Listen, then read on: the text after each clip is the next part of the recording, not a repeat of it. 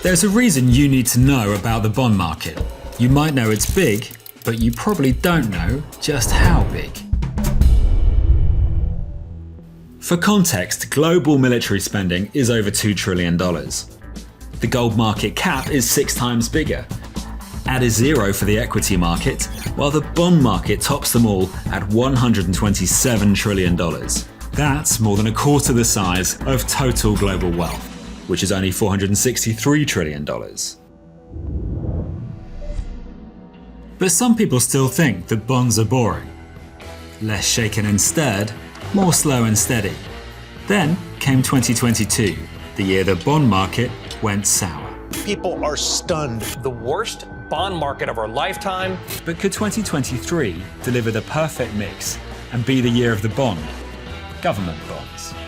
Bonds and yields can be confusing, but we'll walk you through it. We'll show you how bonds perform during recessions, how they've brought down governments, and we'll ask if the bond market might be the key to understanding the stock market in 2023.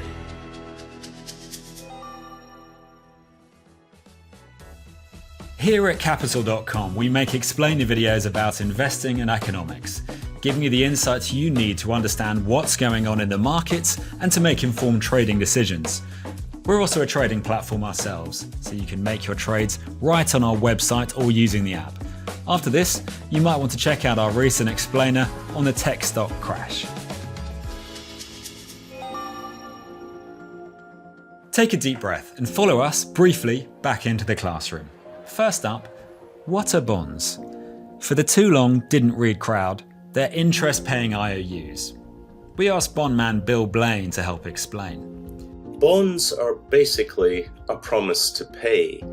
If you lend someone money, they give you a bond back, and each year it pays you interest, and at the end of the agreed term of the bond, you get your principal back.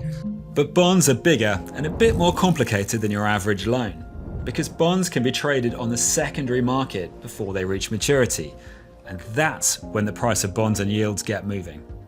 When an investor buys a government bond in the secondary market, he is buying that bond reflecting the actual price of that bond in the market. So there is a day-to-day change in the price of bond and in the yields of bonds.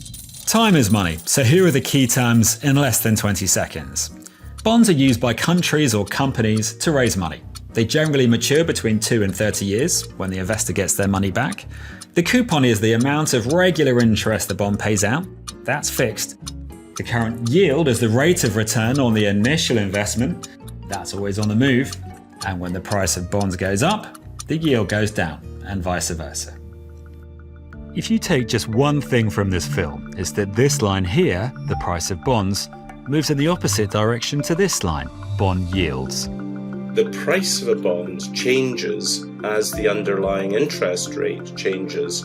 So if interest rates go down, if you're receiving 5% and the interest rate has fallen to 3%, then that 5% is obviously worth more than the current 3% interest rate that the market is paying. So the underlying price of the bond goes up, which is reflected in a lower yield, but your bond is worth more. All bonds are rated by credit agencies. They decide how trustworthy the bonds are. AAA means stability and cheap money. C and D means junk bonds with big premiums. The wealthy countries have the best credit ratings and get the cheapest money. The orange and red countries have to pay more for their perceived instability. In other words, the less money you have, the more you have to pay. Well done, you've graduated. That was cheaper, quicker, and arguably less useful than a $200,000 economics degree from Harvard. But at least you're ready to find out why bonds and stocks behave in very different ways. Life is filled with opposites. Night and day, yin and yang, and Donald Trump and natural tan. The same can almost be said of the performance of stocks and bonds. Bonds and stocks are fundamentally very, very different. With bonds, you are buying certainty. You're buying certainty that each year you're going to receive a certain interest rate payment, and in a certain number of years you're going to receive a certain amount of money back. With equities, you're buying something completely different. You're buying into the future prospects for a company.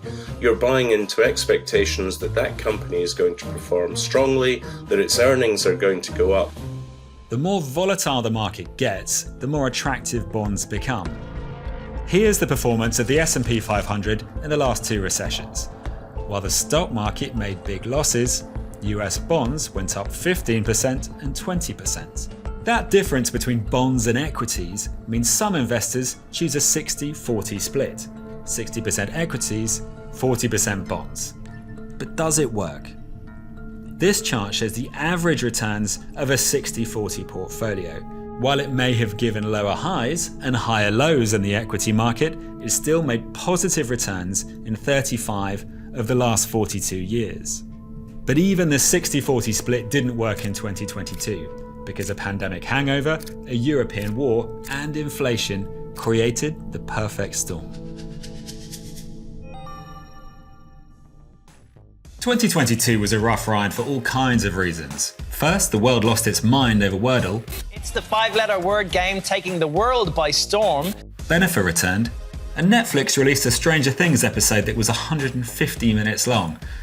And that cultural grief was reflected in the bond market.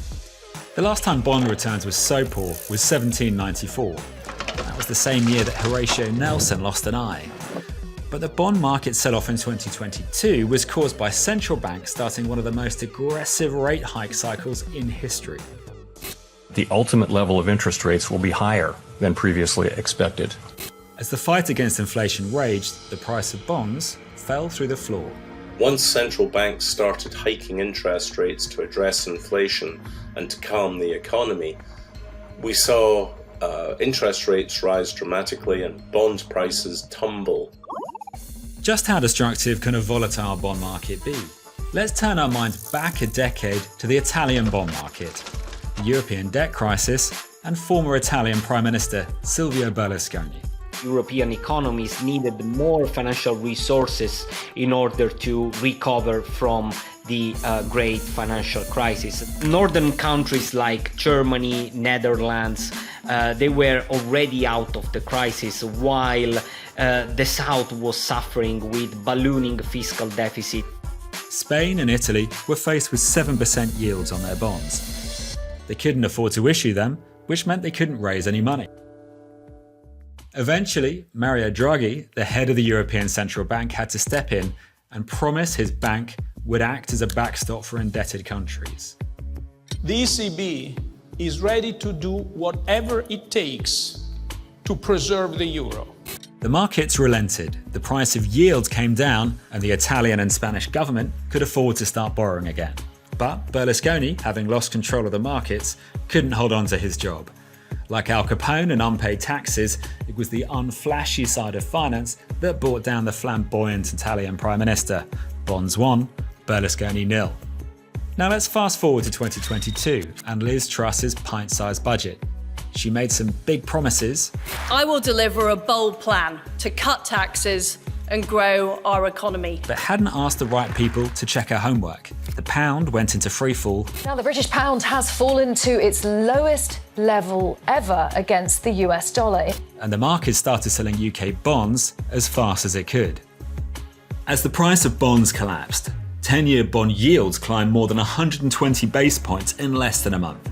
As we know, when yields go up, the price of bonds goes down, which means the UK bond market had its worst month in over 4 decades.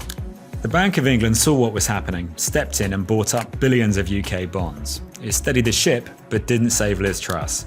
Bonds too, governments nil. Politicians ignore the bond market at their peril. Just because bonds slumped in 2022, it doesn't mean 2023 will be any better. There are still plenty of red warning signs on the horizon. There are still a number of major risks out there. The first is that inflation is going to remain stubbornly high. Now, although energy prices do appear to be falling, that's been replaced by wage demands as the primary driver of inflation. And it's very difficult for governments to persuade workers to accept lower wage rises, especially when the labour markets are so tight. While political instability may be less a passing fad, more a long-term trend. Where it's entirely possible that the almost headless chicken view that we're currently seeing in the US Congress and lack of leadership means that the Biden administration is unable to get a new debt ceiling put in place, which could even cause a technical default in the US Treasury market. There you have the bond market basics. It's the linchpin of the financial system, so vast and slow that it's easy to ignore. But when the bond market moves, it can transform the economic landscape. Thanks for watching. Remember that the price of stocks and shares may vary depending on changing market conditions. You can read more of our analysis by clicking on the links in the description below. And don't forget to subscribe to stay alerted to our regular chart analysis videos each week and other explainers on the big financial topics of the day.